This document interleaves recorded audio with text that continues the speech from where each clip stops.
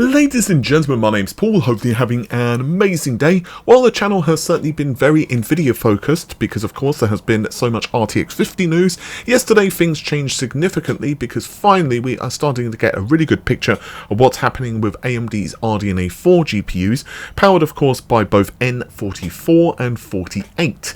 But in yesterday's video, well, as I said, things have changed a lot.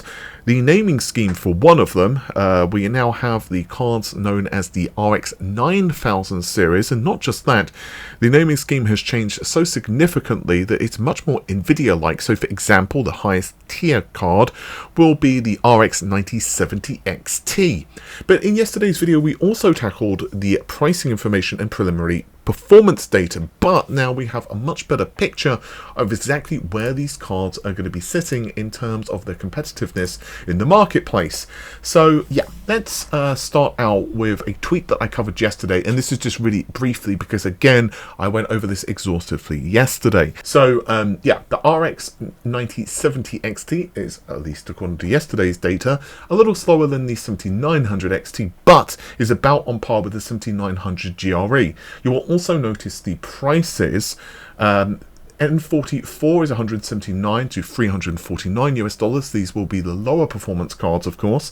And N48, which would be the highest performance GPU, which is again the 9070 XT, is going to cost 650 US dollars, with the cheaper models going to cost a 449 US dollars. Now, I will just quickly add that prices can change up until the last minute, and so I'm most skeptical when it comes to the prices. Things can change literally the last minute, and it's the same for Nvidia, same with AMD, same with Intel. Placeholder prices, lots of different stuff. So I wouldn't be surprised if these prices are, you know, maybe $100 too expensive or $100 not expensive enough, if that makes any sense. Like, we'll have to wait and see on the prices. With that said, then after this, there was another tweet where we saw a result from TimeSpy, and that's 22,894. For the sake of this video, I'm just going to round up the figure to 23,000. Now, if we compare this to some other benchmarks, I'm going to use hot hardware real quick, and you can see a number of different GPUs. For example, let's pick on the 6900 XT just for a second, shall we? That sounds like a good idea. The 6900 XT is scoring around 20,400 here. If we compare this to the 3080, around 17,600 points.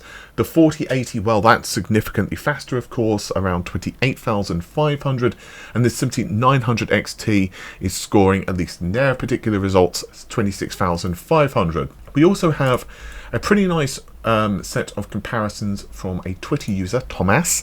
I will, of course, link this in the video description, where they have basically marked various different GPUs in terms of the percentage versus one against another, and these are all cards that are, roughly speaking, all pretty much in the same ballpark when it comes to the prices as well. So again, the card we're all comparing against this, of course, is the 9070 XT, and again the score is 22,894. So we are looking at 20,000 for the 7800 XT. The GRE, however, is a really close match. We can see that it is a little slower. So the GRE is essentially, you know, I would almost say 2% is margin of error. We can argue about that, but at least in my personal opinion, it's margin of error. However, this is decently faster than the 4070 Super, decently faster than the 3090 Ti, not massively so, but reasonably so. However, the 4070 Ti Super, which by the way I still really don't like that name, that does definitely have it beat. So I would say that in terms of performance, it's not too bad. It's roughly speaking matching the leaks that we've heard, but is a little slower. So again, the leaks had previously had pointed this to being about on par with a 7900 XT, but like I always said, what benchmarks are they testing this against? And it's possible that the answer is actually ray tracing. So there was another tweet which popped up, and this is a much more recent one. This is just a couple of hours ago, and it is Port Royal. I'm basing this on a couple of different things. The first are the icons here that you can see, and the second is, well, the scores themselves.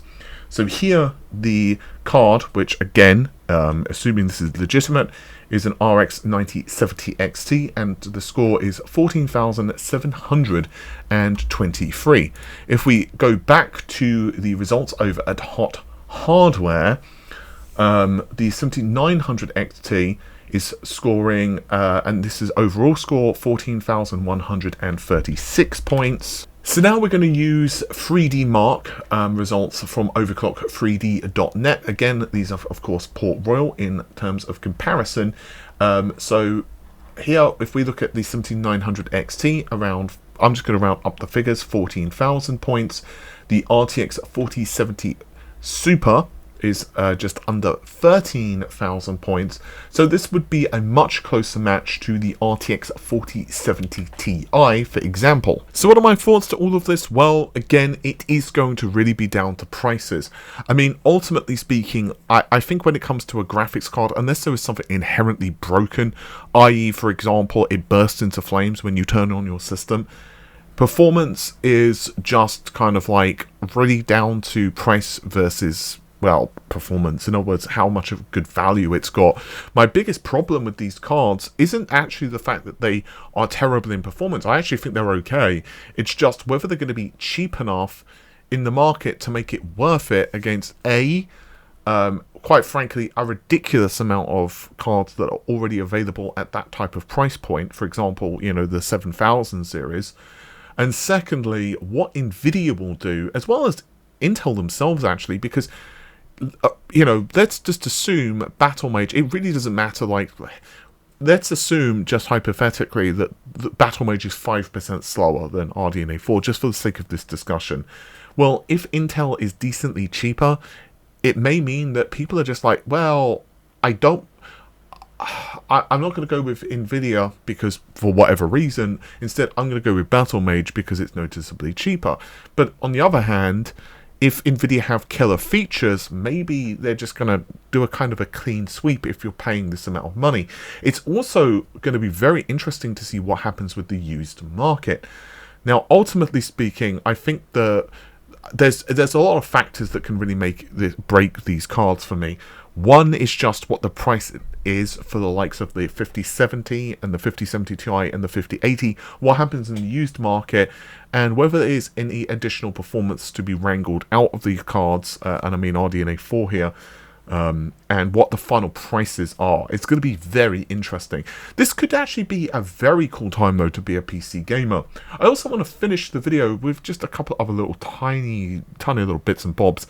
Firstly, Huang An Fro, hopefully I've pronounced that correctly, I definitely don't think I did, but they have leaked and confirmed essentially that the RX 9070 XT is, of course, the naming scheme. No one's really surprised about that. FSR 4 as well as the Ryzen 9 X3D parts will all be at CES. Also, if you are intrigued with the idea of picking up an X3D processor, one thing that could be very interesting to you is another very well-known leak account, HXL or 9550 Pro on Twitter. I also noticed has tweeted that the Zen 5 X3D no frequency debuff, which I'm assuming of course are going to be for the higher end parts, and that's definitely a very good thing, because obviously it could mean that the CPUs, well, they're just going to be more appealing across the board. I was going to start to say usage scenarios, but let's just be really honest. I mean, no one, is going to complain. It doesn't matter what your scenario is if the frequency doesn't get affected. So I think this is just a really good time to be an AMD gamer if you're thinking of picking up a new CPU. Unfortunately, from what we know, and obviously, again, this can change, but it does seem like there is only a single CCD which features the 3D cache, so it's only going to be on one. I believe we've covered this news already, but I'm just reminding you guys. But I don't think it's too surprising, therefore, that the clock frequency doesn't start to get affected with the higher core count models. But it's going to be very interesting to see what the reception is for these processors. With that said, I also think there's a very good argument that if you have a pretty good processor already, especially if you're a little more conservative with your cache, it might be at this point just waiting for the next generation, especially if you have like a Zen 4 processor or anything like that. It's not like moving to Zen 5X 3D is going to meaningfully improve your game. Yes, it will be faster, especially in certain titles, but if you're on a budget and it's between buying, let's just hypothetically say, an RTX 5080 or a 5090 versus picking up a new CPU and a mid-range GPU, I know personally what I would do if I've already got a reasonable processor. But of course, as always, it's your money, guys. With that said, let me know your thoughts and opinions on the performance. At the moment, I'm somewhat on the fence. I had honestly expected a little bit higher rasterization performance, but the ray tracing figures do look actually quite decent. They look a lot more competitive to NVIDIA. It's quite difficult to know because at the end of the day, Port Royal is very taxing. So it's going to be much more interesting to see, one, what FSR4 can bring to the table, and two, what this can do in games. So obviously you can talk about games like, yes, Cyberpunk and other very taxing titles, but also games that ray tracing is implemented but it's a little more sparing, like for example what Capcom typically does with its various games. With that said, guys, take care of yourselves, have an amazing day, bye for now.